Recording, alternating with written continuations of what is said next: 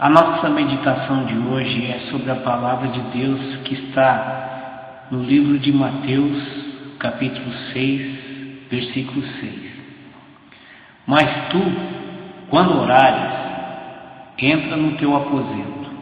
e, fechando a tua porta, ora a teu Pai, que está em secreto, e teu Pai, que vê em secreto, te recompensará publicamente. Num primeiro momento, Deus nos pede para fecharmos as nossas portas, ou a porta, no caso ele falou porta, mas como nós temos muitas entradas através dos nossos sentidos, eu creio que essa porta aqui pode ser traduzida como as portas que dão acesso ao nosso ser, para nós fecharmos todas elas, para podermos entrar na intimidade com Deus. O quarto significa intimidade, significa comunhão com Deus, proximidade, amizade, respeito por Deus, enfim. Deus nos observa secretamente e Ele espera essa iniciativa de nos aproximarmos dEle e buscá-lo com intimidade. Não necessariamente o aposento aqui não seria necessariamente o nosso quarto de dormir, também pode ser, mas qualquer lugar que nós estivermos a sós em intimidade com Deus é um momento de intimidade com Deus, é um momento de proximidade, de buscar de Deus as forças para renovar, as forças para caminhar, para continuar vivendo, para não desfalecer pelo caminho, para se alimentar da sua palavra, daquilo que seu Espírito traduz da sua palavra para a nossa vida, para nossas necessidades, para o essencial para a nossa vida, para o desenvolvimento espiritual da nossa vida em Deus e através de Deus. Estando com as nossas portas fechadas para o barulho, o buliço do mundo, as seduções do mundo, as propostas que o mundo sugere, as seduções que atraem os nossos sentidos, enfim, são tantas as possibilidades que nos puxam para o abismo, e esse abismo está em nós mesmos, dentro dos nossos sentidos, dentro da nossa limitação humana. Parece que estar com Deus, em comunhão com Deus, estar atrelado à falta de liberdade, porque humanamente nós gostaríamos de dar vazão a todas as possibilidades dos nossos instintos, e a palavra nos ensina que não que os nossos instintos sejam maus, todos, né, mas que existem instintos que precisam ser dominados, precisam de autocontrole, precisam de serem vigiados para que eles não cresçam e tomem conta do nosso ser e nós nos tornemos piores até que os animais, porque cada animal tem o seu instinto característico e o ser humano tem todos os instintos, porque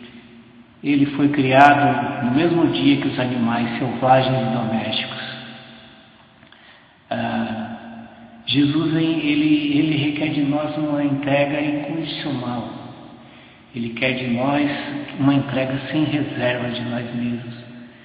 E para ir buscar no quarto, o quarto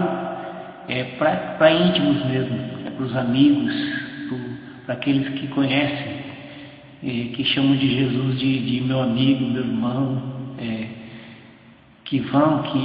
estão seguindo de fato de Jesus de perto, que caminham de mãos dadas com Ele, que tem o foco centrado na proposta do reino, que querem realmente ver o reino de Deus acontecer na sua vida e transmitir esse reino para os semelhantes, para os irmãos, como a Bíblia nos fala, assim, e a gente conhecendo um pouco da natureza humana, porque quando a gente conhece, vai conhecendo a Bíblia, a gente vai, de uma certa forma, mergulhando na mente de Cristo, porque a Bíblia traduz a mente de Cristo, passa, ensina a maneira como Cristo pensa, como Deus pensa, como Deus tem as suas leis, os seus propósitos, como Deus quer manter, como Jesus falou, como uma galinha mantém os seus pintinhos debaixo das suas asas. E parece que, humanamente falando, que Deus quer nos tomar a liberdade. Pelo contrário, Deus quer nos proteger, porque Ele viu que a liberdade que Ele deu ao homem não foi devidamente aproveitada, não foi devidamente vivida na sua íntegra, no seu propósito inicial. Até entre os anjos Deus encontrou rebelião, porque não quiseram seguir a vontade de Deus, que é perfeita e agradável. Humanamente falando,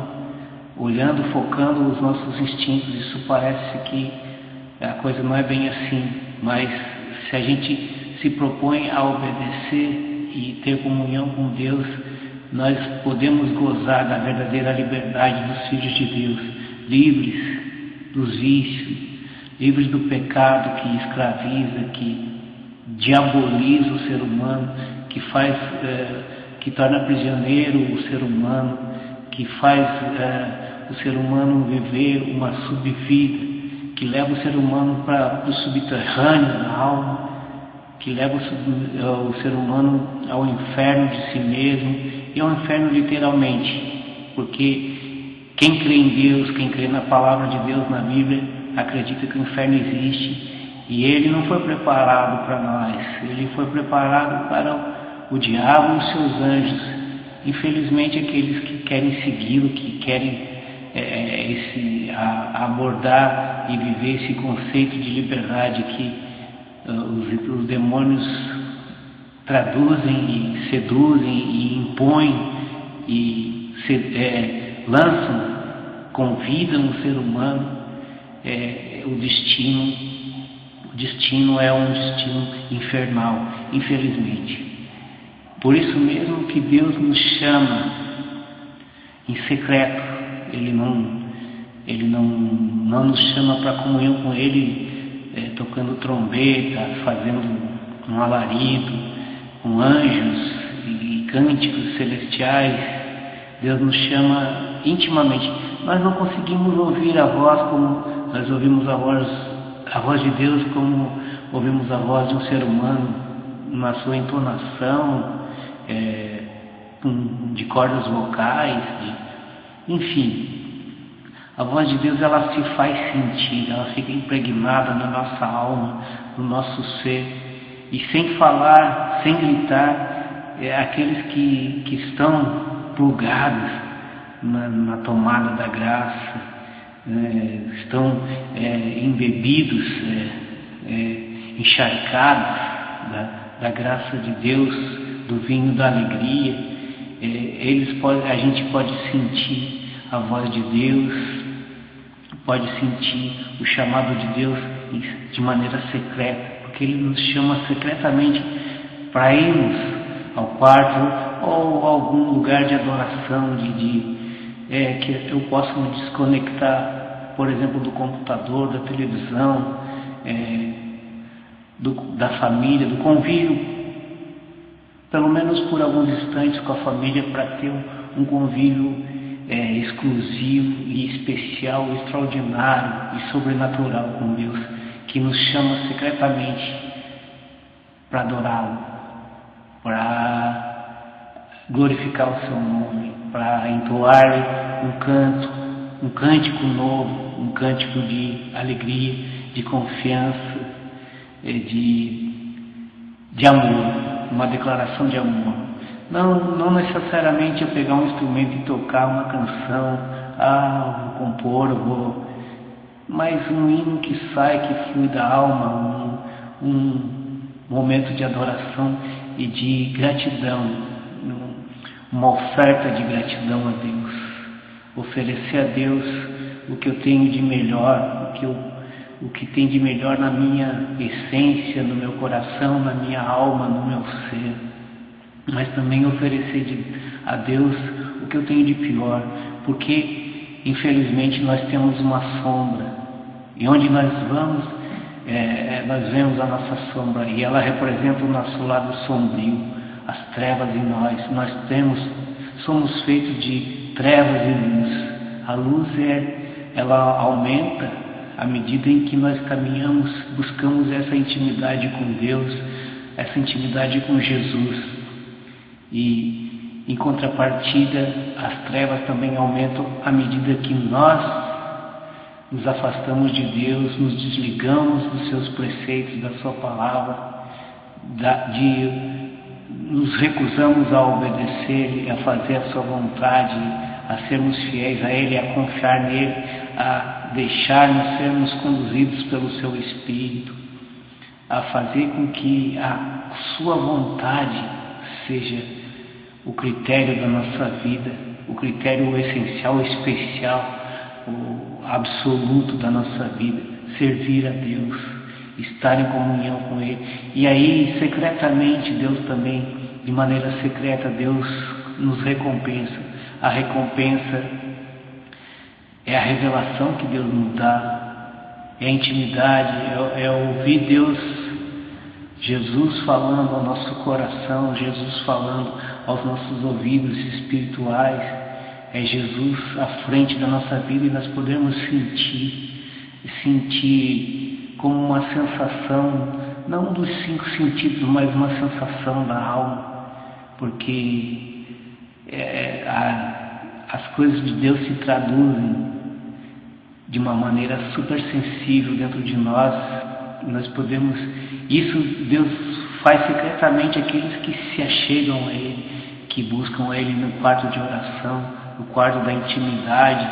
no quarto da entrega incondicional. Eu espero tudo de Deus, eu estou na dependência de Deus, eu vivo porque Deus me mantém vivo, eu respiro porque Deus mantém a minha respiração, Ele me dá o oxigênio, Ele me revela que a minha dor, o meu sofrimento, humanamente falando, parece absurdo, mas numa busca pelo eterno, pela eternidade, ela ganha uma outra conotação, ela ganha a conotação de vida eterna, que vale a pena o sofrimento, vale a pena passar trabalho, tribulação, aflições que o mundo nos oferece, perseguições daqueles que se aproximam, se achegam a Deus, vale a pena quando o foco, o alvo, a seta que somos nós, que Deus apontou na direção da eternidade, nós temos esse foco, essa visão de que somos uma seta lançada não para o abismo, não para o inferno, mas uma seta lançada para a eternidade. O nosso alvo é o coração de Deus, e no coração de Deus está o paraíso, e Ele vai revelar aqueles que aqui neste mundo entraram em uma dimensão de si mesmos, no quarto, na sua dimensão mais interior, mais profunda, no seu universo interior mais interior possível, que vai além das sensações e dos sentidos, das pulsões humanas, dos desejos humanos,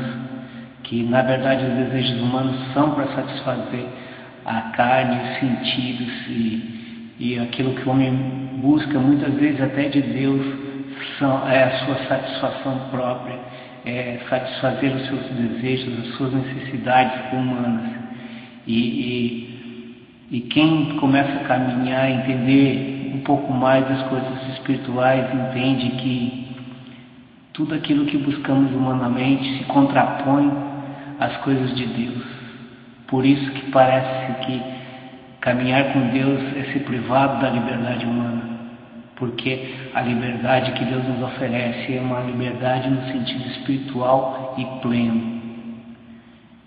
E essa é a recompensa daqueles que perseveram, que caminham, que buscam, que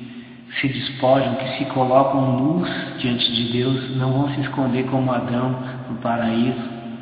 depois que caiu, que pecou, que transgrediu a lei de Deus, que se esconder com folhas de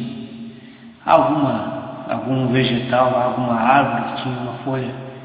que lhe serviu de... Mas essa esconder-se de Deus é algo que é renegar, sim, eu pequei, eu errei, eu falhei, eu vou camuflar isso, porque a nossa natureza é dissimular. Eu vou me esconder, vou disfarçar, talvez Deus não tenha percebido, mas a gente sabe que nada absolutamente passa desapercebido aos olhares de Deus, ao olhar de Deus, ao olhar divino de Deus, porque Ele está vendo um grão de areia na praia, em todas as praias do mundo, ele está vendo uma estrela que morreu, outra que nasceu, em todas as constelações, e Ele está vendo cada sensação de cada ser humano, cada dor, cada grito de aflição, em qualquer cárcere, que seja ele um cárcere psicológico, um cárcere privado, um cárcere imposto por outro ser humano, um cárcere imposto pela dominação de um ser humano pelo outro. Deus está atento a tudo isso, Ele está vendo, Ele sabe da nossa dor e Ele caminha lado a lado com nós, nos ajuda a suportar a dor, porque Ele sabe, Ele sofreu, Ele experimentou todas as dores, porque Ele levou sobre si não apenas os nossos pecados, mas Ele levou a nossa dor. Então, por isso que Jesus era considerado um homem de dores.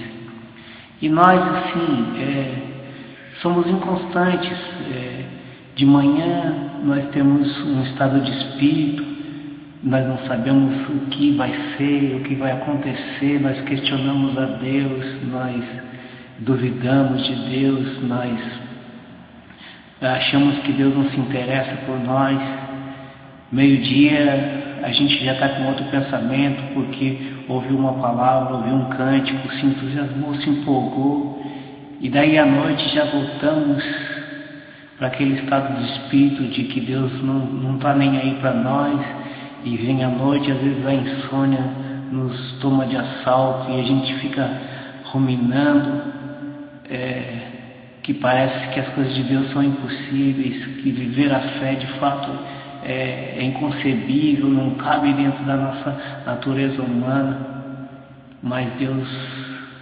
diz, né, para a gente perseverar. Jesus, né, para a gente ser prudente e perseverar e ter bom ânimo, porque Ele venceu o mundo, e se nós estamos nele, com Ele, nele e a partir dele, nós somos mais que vencedores. E se Ele nos chama para a morte de nós mesmos, do nosso mundo, do nosso universo de pecados, de delícias que aparentemente nos trazem prazeres, se Ele nos chama para deixarmos essas coisas, fazer morrer esses desejos,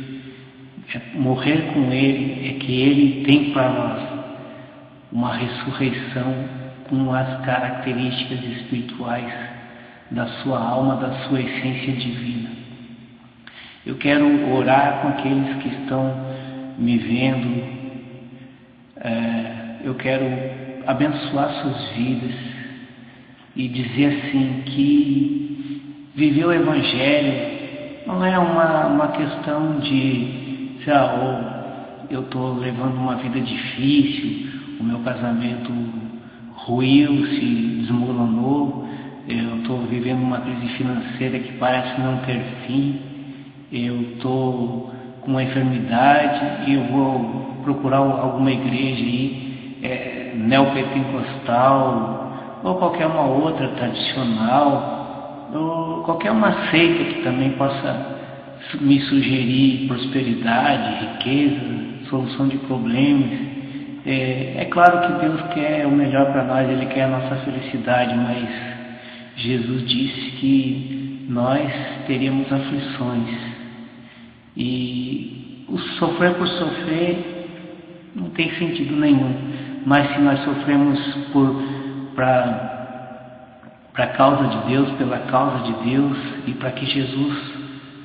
se torne vida em nós, então vale a pena. Não prego o evangelho de prosperidade, não prego de maneira alguma. Deus nos dá o suficiente para viver, Deus nos dá força para trabalhar. E Ele disse que o Pai cuida de pardais, das aves do céu, quanto mais de seus filhos. Se nós atingirmos um nível espiritual de confiança, de entrega, nada vai nos faltar, nada, absolutamente nada vai nos faltar. E a gente vai ter alegria e paz no meio da tribulação, no meio do redemoinho que destrói o mundo, destrói a vida humana, que inferniza este planeta Terra. Mas isso tudo tem um tempo. Deus tem um tempo nas suas mãos. Ele sabe a hora de estabelecer o seu reino e de arrebatar os seus para junto de si. Que Deus lhe abençoe, que Deus lhe dê, abra o seu entendimento,